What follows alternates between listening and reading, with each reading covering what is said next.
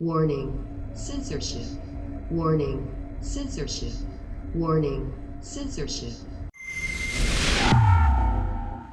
Hey, you want to see proof that America, or at least large parts of it, are done, and I mean fed up with the lockdowns? Well, check out this. This is the Indianapolis 500, the Indy 500 raceway. Nearly 100,000 people together. Now, some people were wearing masks, it's true, but there was no obligation. And here, a few weeks ago in Jacksonville, Florida, tens of thousands jammed together for the ultimate fighting UFC battle, and I don't think there were many masks there. These folks are just done. And you know what? The virus rate in these jurisdictions is plunging close to zero. Texas, which, as you know, is the second largest state in the union, actually has days where not a single person passes away from the virus. They are so over it. Whereas Toronto, Canada's largest city, well, according to the British Broadcasting Corporation, it is the most locked down city in the world, measured by the strictness and the duration of the lockdowns. Joining us now to talk about how Canada just is not being freed is our friend Andrew Lawton from the Andrew Lawton Show and TNC.News. Great to see you, Andrew. We really are in the worst situation. I wouldn't have guessed this a year ago. We're the laggards, we're the authoritarians, we're the lockdownists. I didn't see that coming. No, and I remember when we were complaining about some of the measures we had while looking at other jurisdictions like Victoria in Australia and parts of the UK and seeing that people were being fined for going out for walks and going to a park to, just get some exercise, what was seen as a criminal act or an act of defiance. And a lot of that caught up to Canada and ended up lasting a lot longer than it did in a number of those other jurisdictions. You're right that around the world, we're getting a bit of freedom envy in Canada, seeing mass gatherings of people in the UK, in the US, and in Canada, not an end in sight. And not that haircuts are the most pressing thing, but, if you're someone in Toronto, you've basically not been able to get a haircut for most of, the last 6 months, with the exception of maybe a couple of weeks, unless you went out of the jurisdiction. Toronto has been locked down with the exception of that little brief reprieve where you could have gone to a patio, for example. And this is not normal. This is not the way a functioning society works. And that we went from 2 weeks to flatten the curve to 6 of the last 14 months in lockdown is egregious. Yeah, and by the way, it's not giving the health outcomes that's promised. I remember last summer, there were problems, but we were sort of looking at Australia and the UK and these parts of the world and saying, look at them, boy, they fell quickly. Well, we are there. Let me just show you this quick clip. Andrew, you're not going to believe this. Our head of video, Efron Monsanto, he goes out to cover the Hamilton protest. They literally, this is from a week ago, they literally came out, and Efron, by the way, was wearing a mask. They came out and gave him a fine for shaking someone's hand. Take a quick look at this.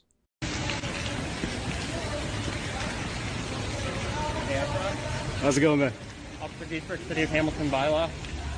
I have you here in violation of the Reopening of Ontario Act, gathering with a crowd of more than 5 people. So that's a pre-written ticket again, just for the record? I had the ticket made up inside when I saw you out here. So what was I doing exactly when I was talking to one of the protesters here? I saw you walking around, getting within 3 meters. Oh, that's how it is. So if I just talk to someone, that's within 2 meters? I also watch you shaking their hand. Oh, I guess I'm breaking the law there. Okay, you got me there. So great. This is a ticket, provincial offense notice, and the Reopening of Ontario Act for attending a gathering of more than 5 people. Thank you. Your options are on the back. Your options are to either pay it, an early resolution with a prosecutor, or you can have your day in court if you choose to. Yeah. You understand your options? I understand my options, man. So there's your provincial offense. Thank you. Now this is an administrative penalty notice. Oh, for what? Yeah. This is for shaking hands with the public. No way. Fail to maintain a distance of at least 2 meters from another person. Section bylaw 2164, section 2.1. Once again, your options are on the back. Voluntary payment, or you have the option to be with an officer, and you can argue. Okay? So that's strictly just for shaking hands with someone? For shaking hands, not maintaining 2 2 meters for the Okay, so for the record, can I get your name and badge number? Officer Giefer, number 370. 370, thanks. Lee, supervisor here, guys, as always. Yeah, I mean, if you would have shown me that video a year ago of someone who was wearing a mask getting a nearly $1,000 fine for shaking hands, I'd say, no, I don't believe it. That's too crazy. But indeed there was. Well, let me ask you, we're in this mess. Is there a path out? I don't see one. No, and I don't mean that just in a conjecture way. I don't mean that in an exaggerating way. Ontario literally has no path whatsoever that's leading to a point without restrictions. Ontario has once again ripped up its previous so-called reopening plan and replaced it with another one. This one has 3 stages that we are supposed to so-called upgrade ourselves up through based on which percentage of the population is vaccinated. And it's in 3 steps. And you get to the third step, which requires 70 to 80% of the population having at least 1 dose of a vaccine, 25% of adults having 2 doses. And even this third step, which is the final step in the roadmap, has gatherings with larger limits, indoor dining with capacity limits, sports and recreational fitness facilities open with limits, indoor meeting and event spaces with limits, all of these things. And they don't say what the limits are, by the way, that can be done with some unspecified limit. And that's the point that we're working towards. There's no point beyond that. Whereas just by contrast, Alberta, whatever you might think of its handling of this, has put a roadmap forward that at the end has no restrictions whatsoever. That's a lot more aspirational than Ontario, where the best thing you can hope for is a life with just maybe some fewer restrictions than there are now. You know, there's one more thing, and we just showed those 2 different roadmaps of Ontario and Alberta.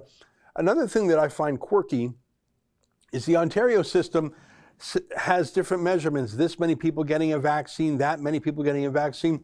But that's not the thing we're trying to fix. We're trying to fix, are you sick? Are you filling up hospital rooms? Are you dying? That's what public health is about, you know, helping people stay healthy. The number of people getting a jab in the arm may or may not be related to the number of people who are sick or dying. But if the death, like Texas, I mentioned the other day, they had a massive state of Texas. I think they got 30 million people there now. Not a single person died from the virus. So you would say, and Australia, they really have, I think in all of Australia, they have maybe a dozen cases. They are not saying, well, you must still be locked down till you all get a jab because the health crisis is over. I find it odd that getting the vaccine is now the test of whether or not you're free. Rather, is anyone actually sick? There's one more thing I'll throw at you. Even in addition to those vaccine rates, they have this arbitrary 21 days per phase. I mean, I've heard of 2 weeks to flatten the curve, but this 21 days business, they just made it up. So 21 days is arbitrary. The vaccine rate is arbitrary because neither of those things has anything to do with how many people are actually sick or in hospital. You could have empty hospitals, not a single person sick, and you'd still be under lockdown under these rules. Well, the 21-day measure is a particularly insidious one because that's actually proof that they're just trying to delay reopening. And I'll give you a very concrete example of this. Step 1, which we're not in yet, so we're at step 0, I guess, right now. Step 1 allows easing of some of the restrictions, not many of them, but some of them, and it requires 60% of the population to have had at least 1 dose. Last week, Ontario passed 65. 5% higher than the minimum standard, and they still have not flipped the switch to say that we are in Ontario in step 1. And the reason is because they have that arbitrary delay that they're putting in so that we will not get to that point earlier than June 14th. And then to get to step 2, we have to wait 21 days beyond that. We'll actually be at the government's vaccination threshold for stage 2, likely before we are even in stage 1. And they won't let us go through because they're putting these 21-day buffers between.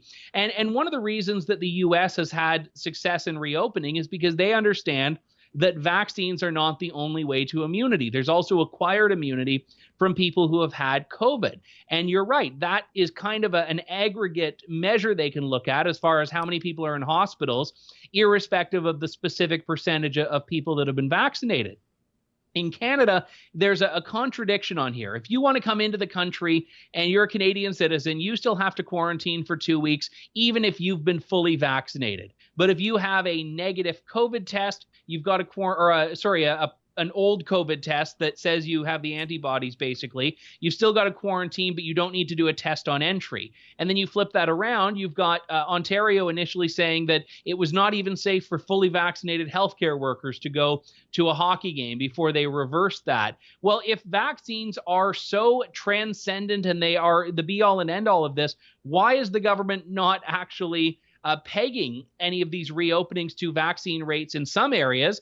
And then on the other hand, why are they? Yeah. It's about picking and choosing based on the desired outcome, which seems to be at this point keeping people locked down for longer.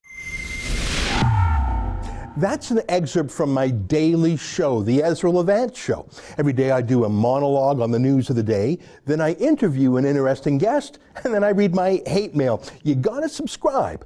Go to rebelnews.com.